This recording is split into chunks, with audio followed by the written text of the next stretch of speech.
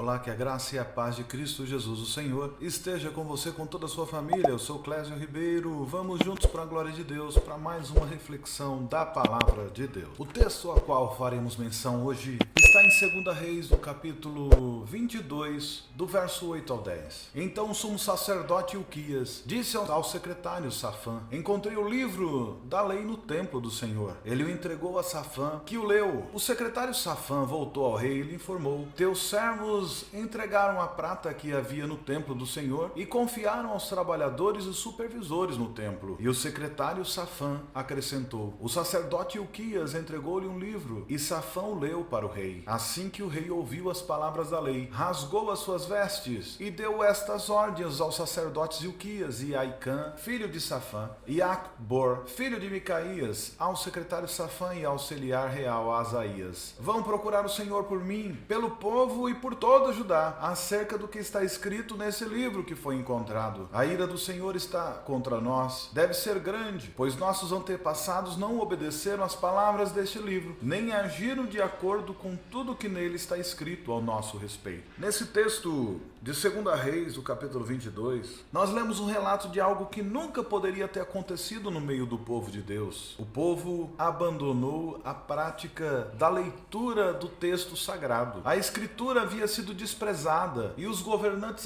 faziam o que dava nas suas cabeças. Toda vez que o povo se distancia da palavra de Deus e começa a fazer aquilo que dá no coração, é tragédia na certa. O próprio texto sagrado já nos diz que enganoso é o coração do homem, e o povo se comportavam como determinavam seus líderes. Então, se os governantes faziam o que lhe dava na cabeça, o povo seguia o que esses líderes faziam, e era catástrofe atrás de catástrofe. Uma Bíblia perdida na casa do Senhor, ela gerava algumas implicações sérias na vida de todo o povo judeu. O primeiro sinal é de que o povo que a palavra de Deus não estava sendo lida e muito menos refletida pelo povo daquela e das gerações anteriores. Quando se perde a palavra de Deus dentro do templo, é sinal de tragédia à vista. Toda vez que a igreja ou uma pessoa deixa de lado as sagradas escrituras, as consequências são muito dolorosas. As consequências, elas vêm imediatamente. Sofre o povo, sofre também a sua descendência. Lutero, quando encontrou a Bíblia abandonada numa biblioteca, ele ficou perplexo. Como pode alguém esquecer a palavra de Deus? A Bíblia hoje tem estado perdida na vida de muitas pessoas. A pessoa tem a Bíblia, porém como enfeite distante. Muitos deixam lá, naquela página marcada do Salmo 91, que chega a estar empoeirada, mas sequer lê o Salmo 91, ou sequer lê qualquer um outro texto da Bíblia, ou sequer praticam a Bíblia. Por isso nós vemos hoje a tão baixa qualidade de crentes, por causa do pequeno número de pessoas que a leem, estudam e nela meditam. Uma certa ocasião, eu havia acabado de comprar uma nova Bíblia. Peguei a Bíblia, levei na igreja, e quando eu cheguei lá me perguntaram: é esse rapaz que vai pregar? A Bíblia dele sequer nunca foi folheada. Mal sabia eles que era uma Bíblia nova. Mas naquela altura eu já tinha lido outras e outras versões da palavra de Deus, mas quem via em primeiro momento já imaginava que o meu cristianismo estava relacionado àquelas páginas que ainda estavam coladas. Recentemente estava numa reunião com um obreiro na igreja e eu estava mostrando para ele qual era o conceito básico da fé cristã, como que um bispo da igreja, como que um obreiro da igreja tinha que se comportar, qual era a forma que deveria ser feita. Ele olhou para o texto, leu e falou: olha, isso não pode ser colocado em prática, porque se nós formos levar isso em consideração, não vai dar para entrar em igreja nenhuma. Nesse caso, nós vamos ter que abrir exceções. Eu olhei para ele e falei: meu nobre, um local onde não se leva a palavra de Deus a sério não é o local onde eu tenho que andar, onde eu tenho que levar minha família, muito menos permitir que os meus filhos estejam neste lugar. Agora imagina vocês, qual é a qualidade de crentes que sairão daquele lugar onde a Bíblia, onde a palavra de Deus, ela não pode ser levada ao pé da letra porque ela é muito pesada.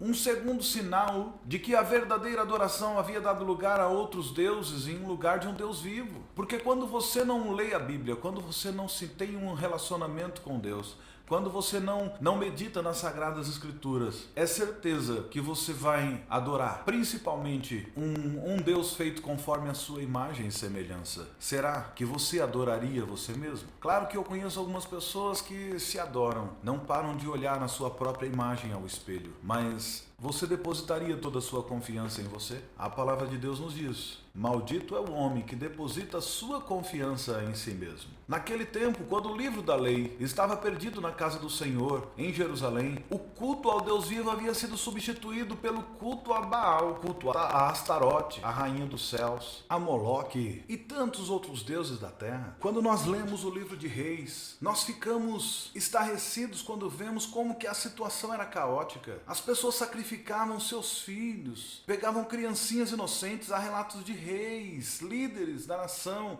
que pegavam seus filhos e sacrificavam ao deus Moloque, que era uma estátua de bronze, era só uma estátua de bronze, que ele era oco, e eles ateavam fogo, e eles colocavam a criança na boca dessa estátua, e a criança morria queimada, como sacrifício de holocausto para quem? Para um deus, um falso deus, para um falso deus. A Moloque e a tantos outros deuses da terra. Quando nós lemos o texto do livro dos Reis e vemos que a situação era muito difícil, era muito caótica, o povo tinha se desviado de tal forma que eles sacrificavam seus próprios filhos. Haviam reis que pegaram suas criancinhas, filhos inocentes, e eles colocavam na boca de Moloque e ateavam fogo. Para quem não tem ainda conhecimento, Moloque era um falso deus, claro, era uma estátua de bronze, que ela era oca, e por baixo eles ateavam fogo, e eles colocavam a criança ali na boca daquela estátua e matavam as crianças queimadas como um sacrifício para um falso Deus. Irmãos, entenda uma coisa: Deus é tão grande, Deus é tão poderoso, não tem problema nenhum com estátua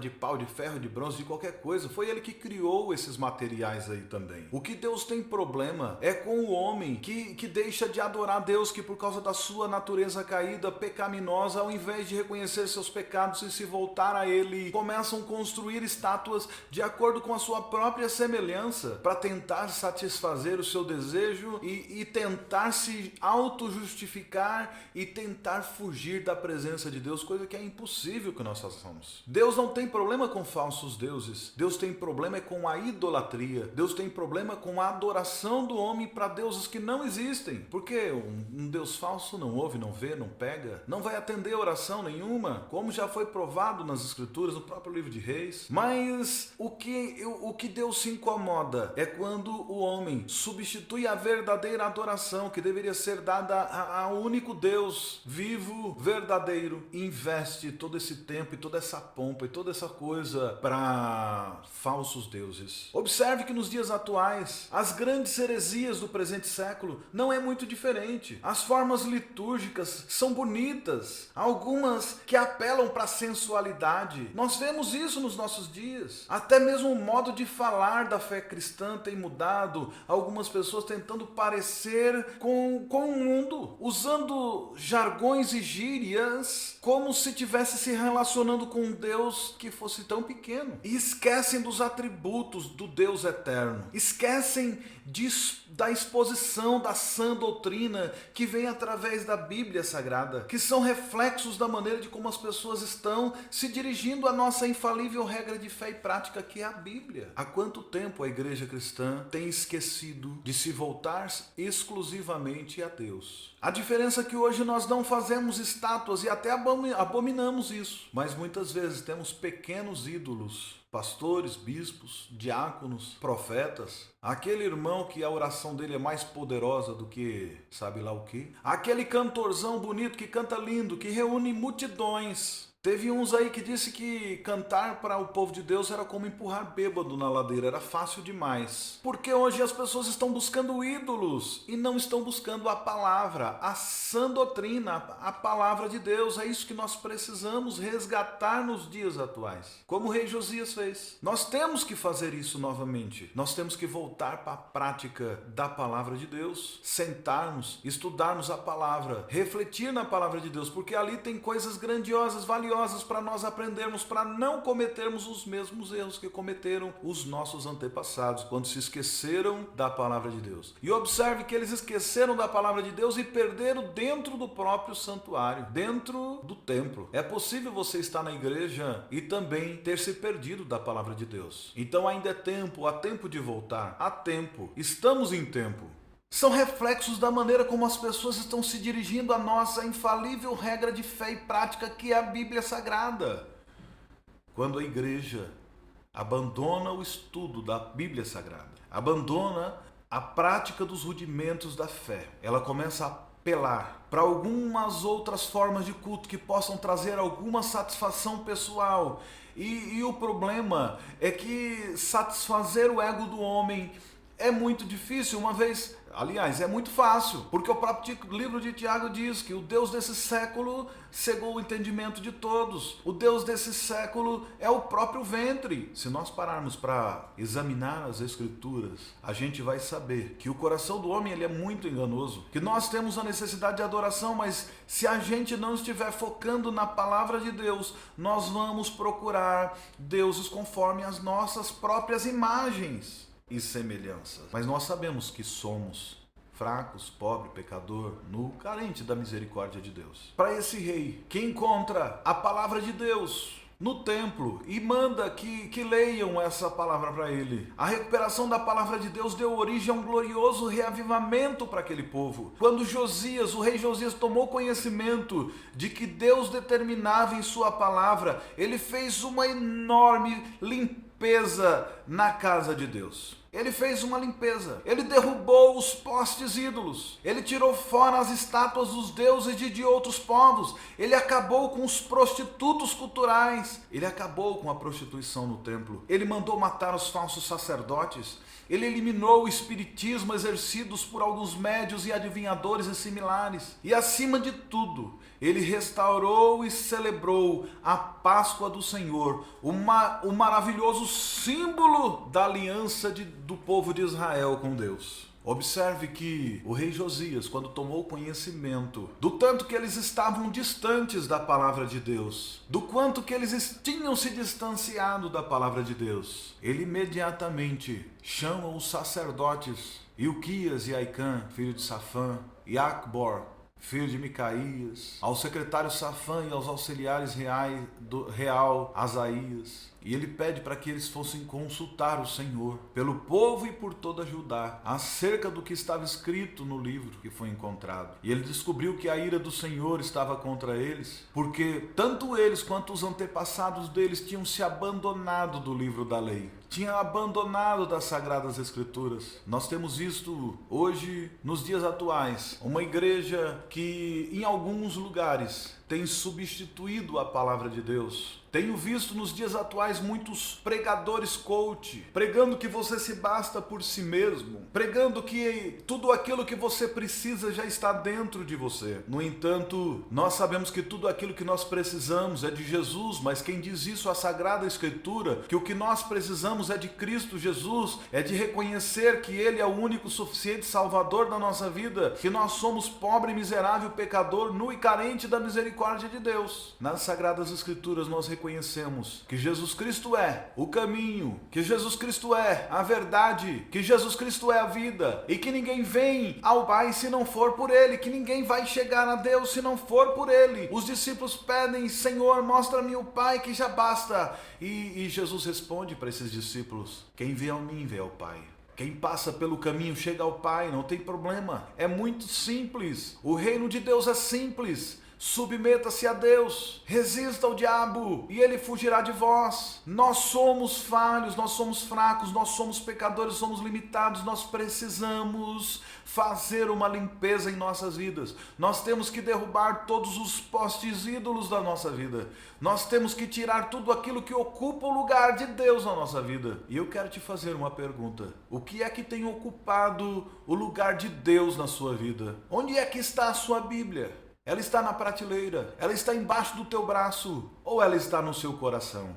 Escondi a tua palavra no meu coração para não pecar contra ti, ó Senhor. Essa tem que ser a frase que precisa ser dita novamente nos dias de hoje. Nós precisamos ter um encontro não com nós mesmos, mas com a verdadeira essência da adoração. Nós temos que nos voltar a Deus, que Ele se chegará a nós. E a palavra de Deus diz: se meu povo que se chama pelo meu nome confessar os seus pecados, se converter dos seus maus caminhos e buscar a minha face, aí sim eu ouvirei do céu, perdoarei os seus pecados e sararei a sua terra. Vejo muitas pessoas clamando por um avivamento. Recentemente nós vimos aqui no Brasil uma série de shows que estavam sendo feitos e falando que viria um grande avivamento sobre a nação. E passado algum tempo, cadê o avivamento? Foi apenas um show. Tinha muitos ídolos, tinha muita gente importante. Jesus, aonde estava? E a leitura da palavra, aonde estava? Os discípulos nos deram a lição no partir do pão, na comunhão, reunidos no cenáculo em oração, quando de repente um vento forte e impetuoso tomou conta daquela casa e eles foram cheios. Foi repartido língua como que de fogo que repousou sobre cada um deles. E eles começaram a falar em outras línguas. E eles ficaram embriagados do Espírito Santo. E eles falavam em outras línguas. E os povos que estavam circulando ali naquela região começaram a ouvir eles falando a língua deles. E eles clamavam: como pode esses homens galileus de pouca instrução, de poucas letras, saberem falar na nossa língua e tão bem como nós falamos? E quando esses homens se achegaram para perto, Pedro se coloca na frente deles e começa a falar a palavra de Deus e a pregar a palavra de Deus para eles. E aqueles homens compungiram-se em seu coração de tal forma que sentiam dor e se lançaram ao chão. E Pedro falou: basta tão somente que vocês se arrependam dos seus pecados e que sejam batizados em nome de Jesus. E todos aqueles homens e mulheres receberam Jesus Cristo e foram batizados. 3.000 almas se achegam, na sequência 5.000 almas, a igreja cristã começa a crescer, mas tudo isso aconteceu porque eles estavam buscando o Senhor, estavam praticando a palavra de Deus, eles caminharam com Cristo, eles andaram com Cristo, eles ouviram a palavra sendo pregada por Cristo. Nós estamos vivendo uma igreja que quer fazer avivamento, mas esquece de ler a palavra de Deus, de orar, de se consagrar. É preciso ter uma separação do que é sagrado do que é profano. É preciso que a igreja volte a entender que basta uma única coisa: bastam homens e mulheres que voltem às sagradas escrituras, que dobrem os seus joelhos e adorem ao único Deus que é digno de receber toda honra, toda glória e todo louvor. Chega de pastores popstar, chega de cantores popstar. O único star, a única estrela é Jesus Cristo, Senhor. Nós somos todos servos, como o próprio apóstolo Paulo recomenda nas cartas que ele fala, inclusive em Romanos. Ele se coloca como servo, como escravo a serviço do seu Senhor. Que todos nós possamos fazer como o apóstolo Paulo, nos colocarmos à disposição do Senhor como servos, fazer como Josias, que resgatou a lei da leitura da Bíblia, que possamos fazer como os apóstolos que ficaram reunidos no cenáculo orando, buscando no Senhor, até que fossem cheios do Espírito Santo. Porque aí sim conseguiremos resolver o problema do esfriamento espiritual que temos na nossa nação. Não vamos depender de políticos, não vamos depender de popstar, não vamos depender de ídolos gospel, não vamos depender de estátuas, não vamos depender de ninguém. Dependemos única e exclusivamente do Espírito Santo. Que o Espírito Santo possa reinar na vida da igreja brasileira novamente. Que ele possa reinar na sua vida novamente. Para isso basta você tomar uma decisão de ir procurar aonde foi que você errou, voltar atrás e recomeçar tudo de novo. Começar a prática dos devocionais diários, começar novamente a ler a Bíblia, começar a consagrar a sua vida ao Senhor e confiar nele, porque é Ele que vai fazer todas as coisas e é Ele que torna nova todas as coisas todos os dias. Assim você vai começar a viver de fé em fé, de glória em glória, de vitória em vitória. Você vai verdadeiramente viver em novidade de vida e o mundo vai olhar e vai vai ver que há diferença entre quem serve a Deus e quem não serve. Mas não porque você faz um barulho muito grande, mas porque o mundo vai olhar em você e ver que verdadeiramente ali há um homem e uma mulher de Deus. Que Deus abençoe você e a sua família. Fique na graça e na paz de Cristo Jesus o Senhor e continue meditando nas Sagradas Escrituras.